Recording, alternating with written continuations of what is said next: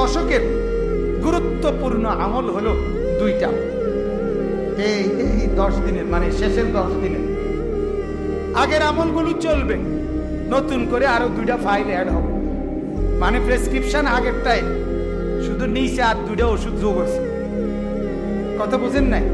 Doctor সাহেব বলে দিছে এগুলো কি চলবে, আগের গুলো জিকির, তেলাওয়াত, তারাবি, ইফতার, সাহরি, রোজা, 5 ওয়াক্ত নামাজের জামাত, এগুলো কি চলবে। সাথে নতুন করে আরো 2টা ওষুধ, নতুন করে আরো 2টা ফাইল যোগ হবে। একটার নাম হলো এতেকাফ, আরেকটার নাম হলো শবে কদরের তালাশ। একটার নাম কি বলেন? আরেকটার নাম কি? শবে কদরের তালাশ।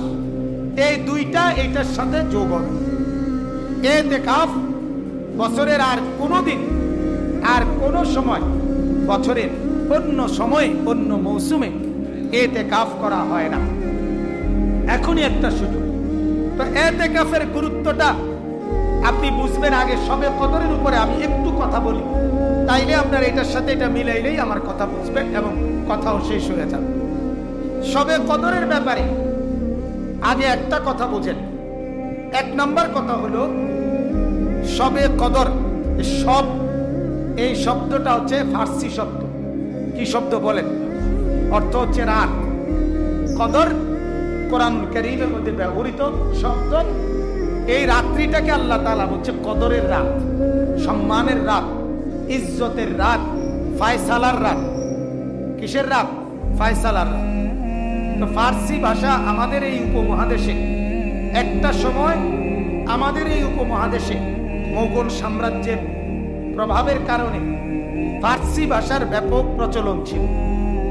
মোগল বাদশারা আসেনি আফগান সীমান্তর ওই পাশ থেকে, সম্রাট জহিরুদ্দিন মোহাম্মদ বাবর, তার মাধ্যমে প্রথম মোগল সাম্রাজ্য আমাদের এই ভারতীয় উপমহাদেশে শুরু হয়েছে।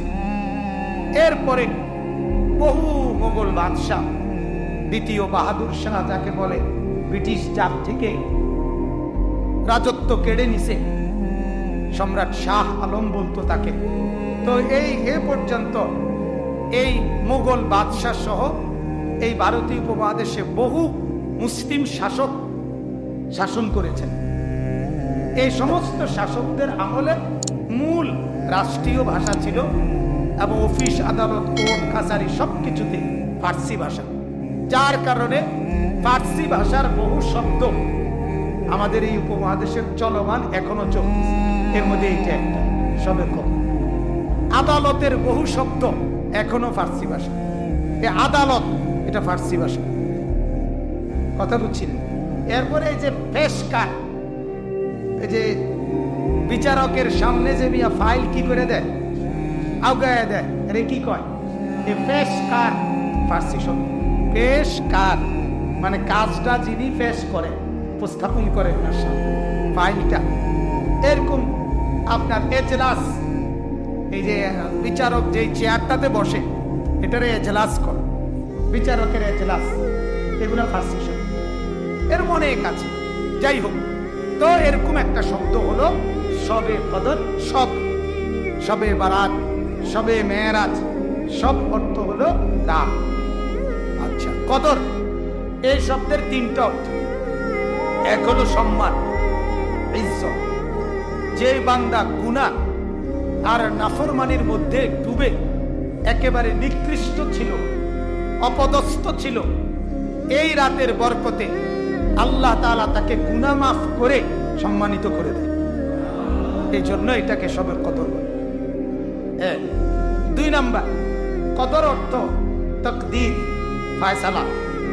আল্লাহ পাক রব্বুল আলামিন প্রতি বছর শবে কদর এই রাতে আগামী 1 বছরের জন্য আল্লাহ তাআলা তার সৃষ্টির মাখলুকাতের যেই ফয়সালাগুলো আল্লাহ তাআলা লিপিবদ্ধ করে রেখেছিলেন লৌহে মাহফুজে আগের থেকে, সেগুলো জিম্মাদার দায়িত্বশীল ফেরেশতাদের কাছে কাগজে কলমে লিখিত বুঝাইয়া দেওয়া হয় এই শবে কদরে।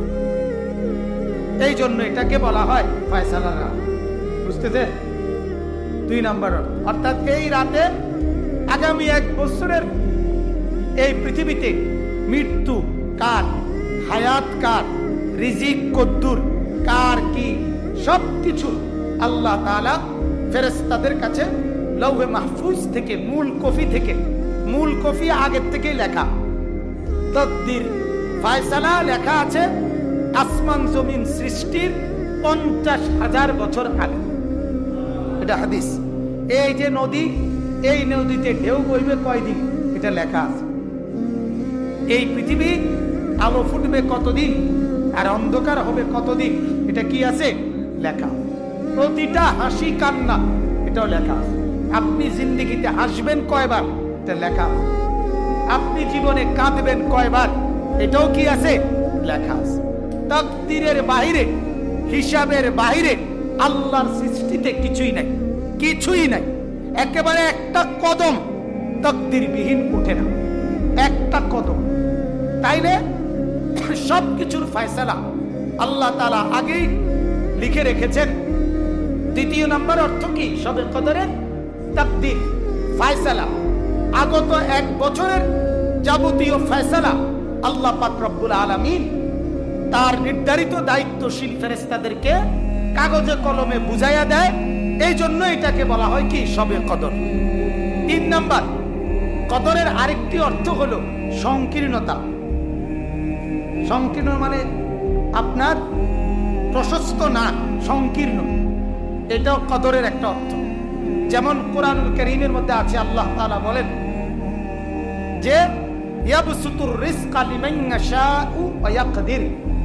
আল্লাহ বলেন আমি যাকে চাই রিজিক বাড়িয়ে দেই, আমি যাকে চাই ওয়া ইয়াকদির সংকীর্ণ করে দেই, অর্থাৎ এটা আমার ইচ্ছা। একই বাপের 2 ফুট, একই মায়ের 2 ছেলে, আমার ইচ্ছা একজনকে কোটিপতি বানাইছি, আরেকজনকে ভিখারি বানাইছি। আল্লাহ বলেন এটা আমার ইচ্ছা। কার ইচ্ছা বলেন? একই সাথে সিএনজি ড্রাইভার, দিন শেষে কারো কামাই 1000, কারো কামাই শুধু 200। কার ইচ্ছা? আল্লাহর ইচ্ছা। একই সাথে চা দোকানদার, মুদি দোকানদার, সবার দোকানে চা, বন, বিস্কুট সমানভাবে আছে, কিন্তু বেচা কিনা সমান। কথা বলেন না সমান? কেন এরকম? হয়তো দোকানে বিস্কুট নাই দেখে নাকি? কথা বলেন না, সব সমানই আছে, কিন্তু উপার্জন কি নয়? সমান। আল্লাহ তাআলা বলেন এটা আমার ইচ্ছা। এটা কার ইচ্ছা বলেন? আল্লাহ তাআলার ইচ্ছা। অতএব এই যে কদর শব্দের একটা অর্থ হলো সংকীর্ণ, সংকীর্ণ করা। মূলত সুবহানাল্লাহ, তাফসীরে আজীব কথা লিখছে। তাফসীরে রুহুল মাআনিতে লিখছে যে এই শবে কদরে রাত্রিবেলা যখন সূর্য ডোবে, সন্ধ্যা থেকে ফজর পর্যন্ত আল্লাহর এই জমিনে, আমাদের এই জমিনের মধ্যে 7 আসমানের উপর থেকে এই পরিমাণ ফেরেশতা নেমে আসে। এই জমিনে মানুষে আর ফেরেশতার জমিনের আর 1 ইঞ্চি জায়গা খালি থাকে, এই পরিমাণ ফেরেশতা। সুবহানাল্লাহ। এজন্য ফেরেশতা আপনার আয়েশা জমিনকে একবারে সংকীর্ণ বানায় ফেলে, মানে হাঁটার জায়গা থাকে। যে দিক দিয়ে যায় আল্লাহর বান্দা, ওই দিক দিয়ে কি আছে? ফেরেশতাদের মিছিল, ফেরেশতাদের কাতা। এজন্য হাদিসের মধ্যে আছে শবে কদরে সন্ধ্যা থেকেই হযরতে জিবরাইল ফেরেশতা 7 আসমানের উপরের ফেরেশতাদের বিশাল বড় কাফেলাকে নিয়ে জমিনে নেমে আসে। আর ইউসাল্লুনা আলা কুল্লি আবিদিন কাইমিন আও কাঈদিন, দাঁড়িয়ে থাকা কিংবা বসে থাকা, যেই অবস্থাতেই আছে, যেই কোনো ইমানদার বান্দা দাঁড়াইয়া হোক, বসে হোক, শুয়ে হোক, যেভাবেই কোনো না কোনো ইবাদত করতেছে, হয় জিকির, নয়তো তেলাওয়াত, নয়তো তাসবিহ, নয়তো কোরআন, নয়তো নামাজ, যে যা করছে ইবাদত, আল্লাহর নবী বলেন জিবরাইল ফেরেশতা তার এই বিশাল ফেরেশতার বাহিনী নিয়ে প্রত্যেকের জন্য দোয়া করতে থাকে, আর হেঁটে হেঁটে সবার সামনে দিয়া যাইয়া সালাম দিতে থাকে। সুবহান, হ্যাঁ এটা হাদিস। সালাম দেন। জিবরাইল সালাম দেয় দিতে, সালাম আলাইকুম, কি খবর মামা সাহেব? জিবরাইল সালাম আলাইকুম, কেমন আছেন মেজর সাহেব? ফেরেশতা বলেন আলহামদুলিল্লাহ। কেমন আছেন ইমাম সাহেব? এবং হাদিসে এটাও আছে তাফসীরে রুহুল মাআনিতে যে ফেরেশতা জিবরিল অগণিত আল্লাহর ইমানদার বান্দার সাথে সবে কদরে মুসাফা করে, হাত মিলা, মুসাফি, হাত মিলা। আচ্ছা, এটাও লিখছে যে কার সাথে হাত মিলাইছে তো বুঝবেন কেমনে? এমনি তো দেখা যায় না, হাত তো মিলাই, কার সাথে মিলা দেখবেন। তাফসীরে লিখছে যার চোখে পানি ঝরছে আর আল্লাহ তাআলার ইবাদতে অনুনয় বিনয়ের সাথে আল্লাহর ইবাদতের মধ্যে মশগুল আছে, বুঝতে হবে তার কলিজা নরম হয়ে গেছে, চোখে পানি ঝরছে, আল্লাহর ভয় কলিজার মধ্যে চলতেছে। এটাই প্রমাণ করে জিবরিল ফেরেশতা তার ফেরেশতার বাহিনী নিয়ে তার সাথে মুসাফা।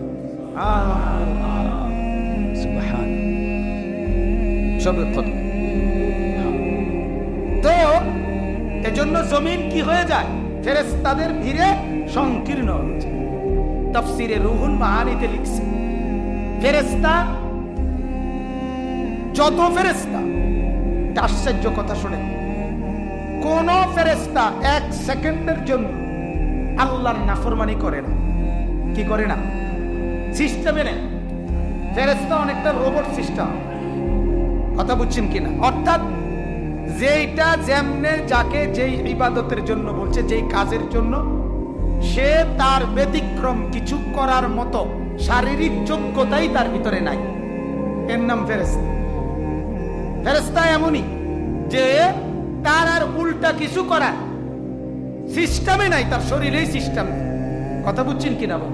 একটা ফ্যান যদি ঘুরে, বিদ্যুৎ স্টেশনের বিদ্যুৎ না গেলে অথবা আমরা সুইচ বন্ধ না করলে ফ্যান নিজের থেকে বলার কোনো ক্ষমতা নাই যে ভাই আমারও তো একটা জান, 2 ঘন্টা করছি আমি, আমার 10 মিনিট কি করতে হবে, আমার তো একটা শরীর, এই কথা বলার ক্ষমতা ফ্যানের বাপেরও নাই। আসেনি কথা বলেন? তাইলে এটা চলতেই থাকে। ফেরেশতাও এরকম, আল্লাহ তাআলা যাকে যেই কাজের জন্য তৈরি করছেন সে শুধু এটাই করে।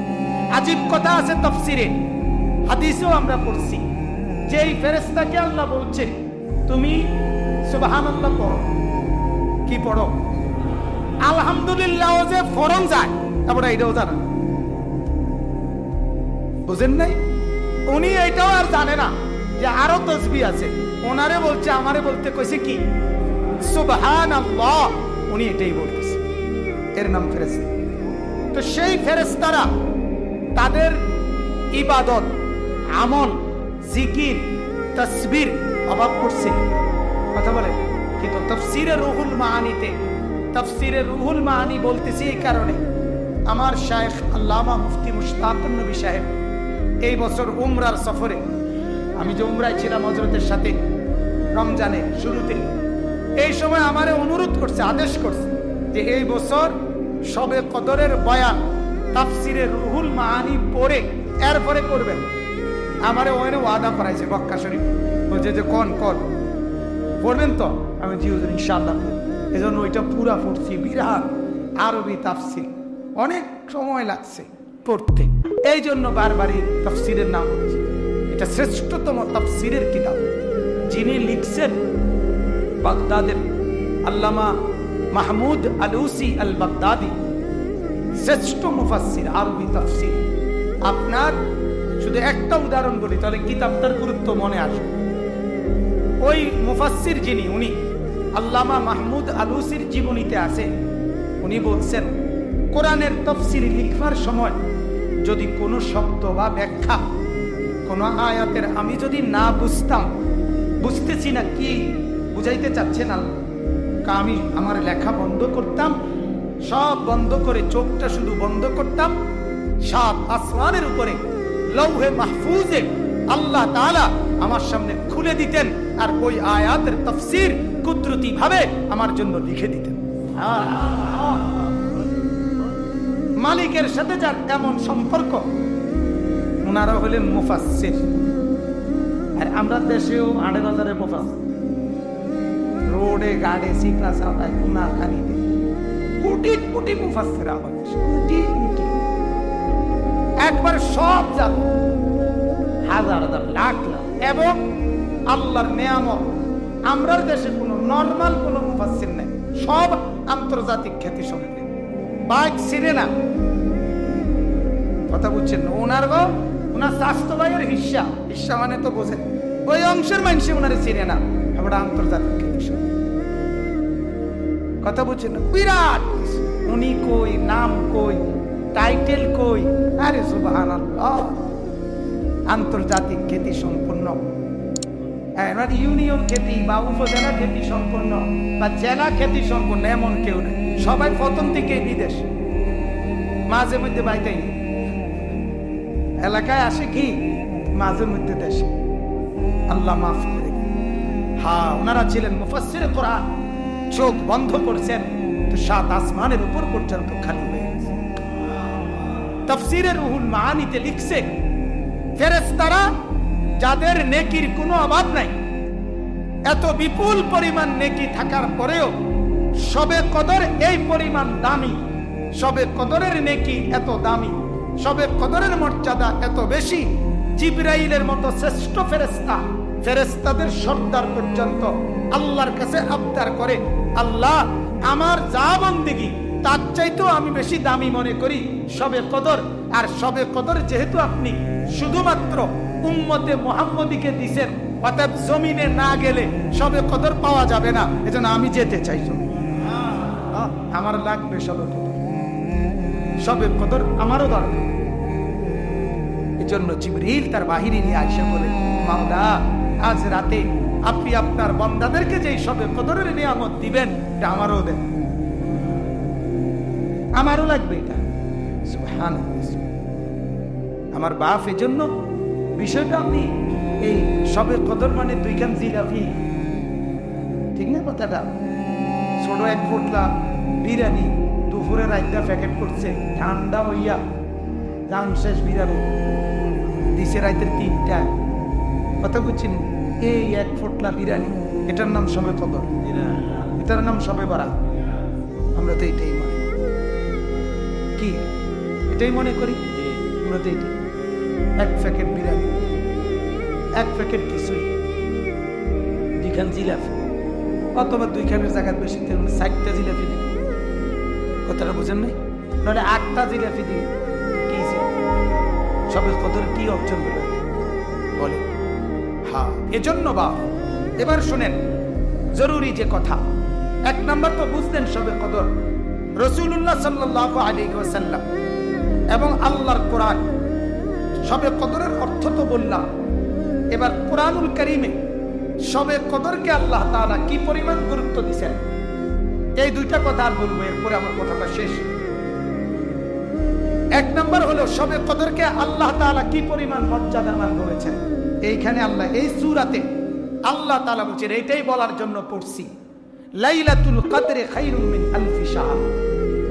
আল্লাহ তাআলা বলেন, নবী আমি আপনাকে শোনাচ্ছি শবে কদরের মর্যাদা কত। আল্লাহ বলেন 1000 মাসের রাতের চাইতেও বেশি। কয় হাজার মাসের রাতের চাইতেও কি? আবার বলেন, 1000 মাসের রাতের চাইতেও বেশি। এখানে 2টা কথা। কয়টা কথা? 1000 মাস, এই কথাইটা কেন বললেন? এটারে এভাবে করলেন কা? এটারে বছর বানাই দিলে কি কথা বুঝেন না? বছর বানাইলে হয় 83 বছর 4 মাস, এমন তো বলতে পারতেন, অথবা এত দিন বলতো। 1000 মাস এই শব্দটা বলার কারণ হলো, তাফসীরের মধ্যে লিখছে, নবীজি সাল্লাল্লাহু আলাইহি ওয়াসাল্লাম একদিন এরকম সাহাবায়ে কেরামকে বলতেছিলেন যে, শোনো, পূর্বের জামানায়, পূর্ব যুগে বনি ইসরাইলের জামানায়, মানে আগের নবীর আমলে এমন একজন আল্লাহর বান্দা ছিল নেককার।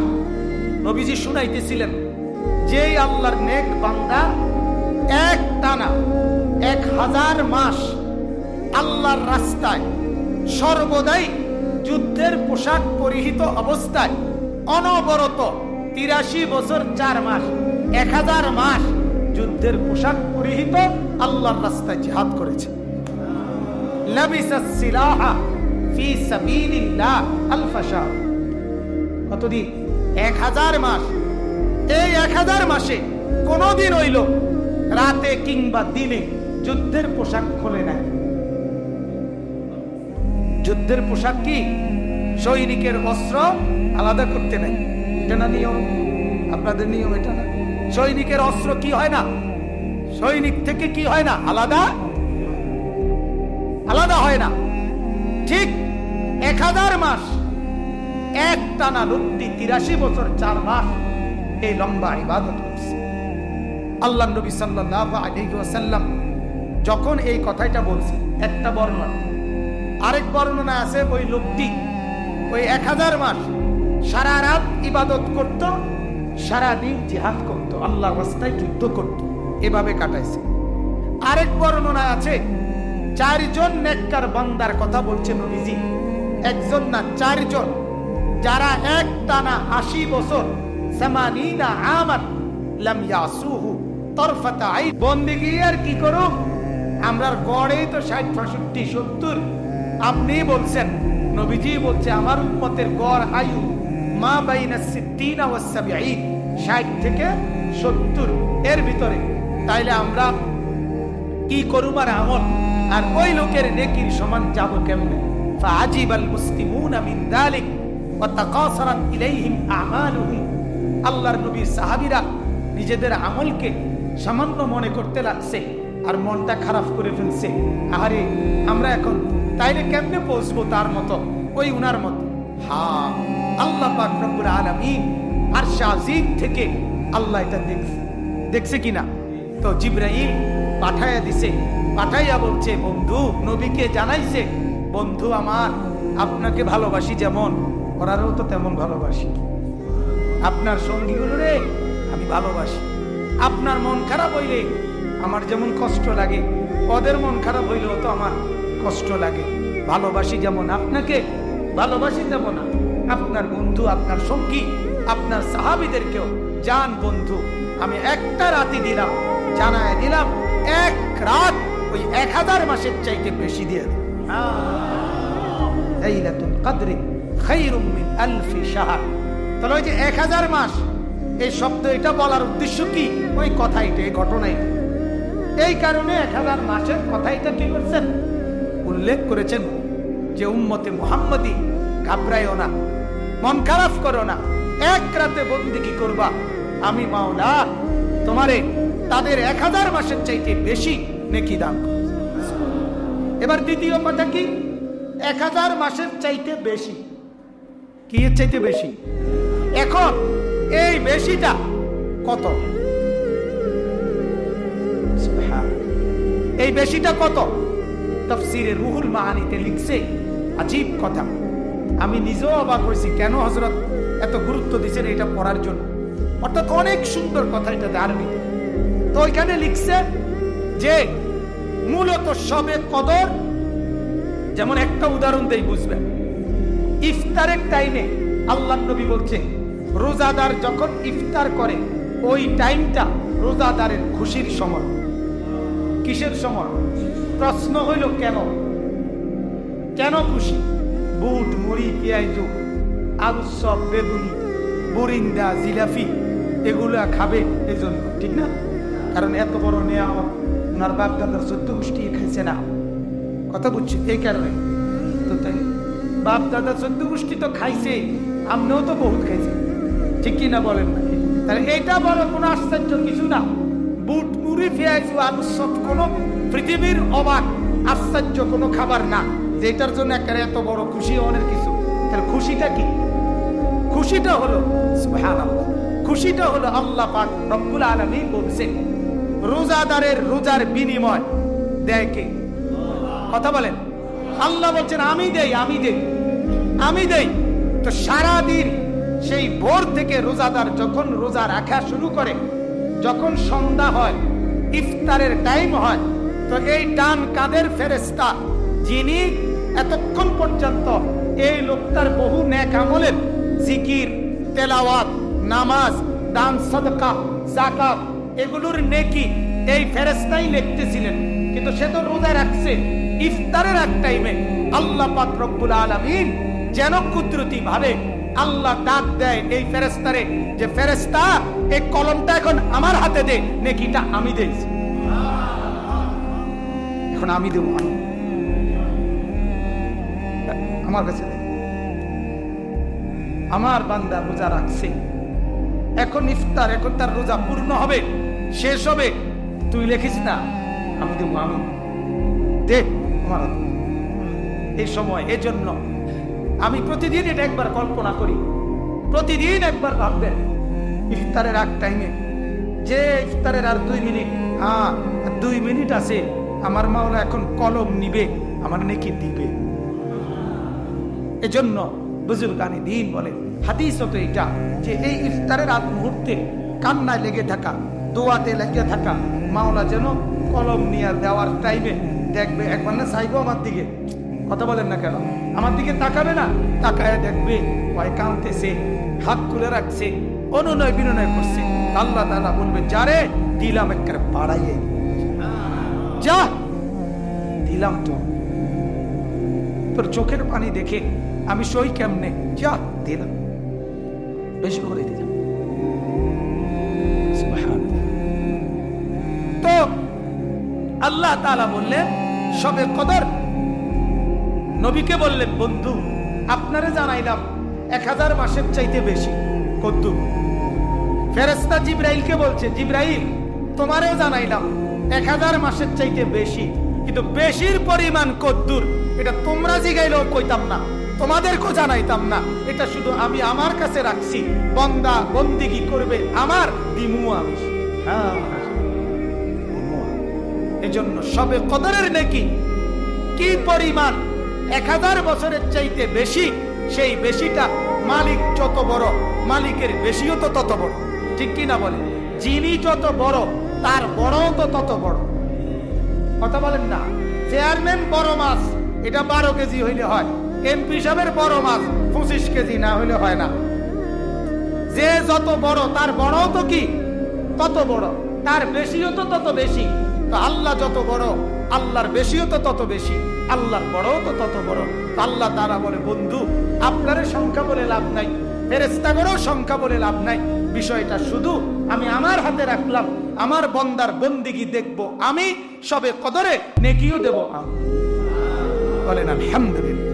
অতএব আমার বাপ, এবার লম্বা সময় আপনাদেরকে কষ্ট দিলাম, আমার কথার সমাপ্তি এটা, আপনারা আজকের রাত থেকে, এই যে আজকে সন্ধ্যা থেকে শবে কদর শুরু হবে, আগামী 10 দিন, এই 10 দিনের বেজর রাত্রিগুলো শবে কদর হওয়ার সম্ভাবনা সবচেয়ে বেশি। কোন রাত্রিগুলো? আজকের 21, আরবি রাত কি আসে? আগে আসে, তাহলে 21, 23, 25, 27, 29, বলেন বলেন, 29। এই 5টি রাত্রি কমপক্ষে প্রত্যেকে তারাবির পরে আরো কিছু নামাজ পড়বেন, মাগরিবের পরে আরো কিছু নামাজ পড়বেন, তাহাজ্জুদের ওয়াক্তে আরো কিছু নামাজ পড়বেন, লম্বা নিজে নিজে মুনাজাত দিবেন, সেজদা দিবেন, কান্নাকাটি করবেন, তেলাওয়াত করবেন। সহজ কথা, ইবাদতে শবে কদরের আশায়, শবে কদরের কথা মনে করে করে আল্লাহর কাছে দোয়া করবেন, আল্লাহ শবে কদর আমার চাই চাই, আমার লাগবে মাওলা, আমার নেকি কম, আমার নাফরমানি বেশি, আমার আখিরাত একবারে সামান্য হইছে, আমার পুঁজি নাই, আল্লাহ আমারে দেন, শবে কদর দেন, অনেক দিবেন, আমারও দেন। এইভাবে বারবার বারবার বারবার এই বেজর রাত্রিগুলো বলবেন, ঠিক আছে ইনশাআল্লাহ? অবশ্যই মনে রাখা চাই, আবারও বলছি বাপ, আমি কমপক্ষে আপনাদেরকে অনুরোধ করব, 27 রাত, 27 রাত শুধুমাত্র শবে কদর, এটা পৃথিবীর কোনো কিতাবে নাই, কোনো আলেম বলে নাই, কোরআন সুন্নাহর মধ্যে এই কথা নাই যে শুধুই কেবল 27 রাত্রি শবে কদর, না না, 27 রাত্রিও শবে কদরের একটি সম্ভাবনাময় রাত, এটাও 21, 23, 25, 29 ই নয় ও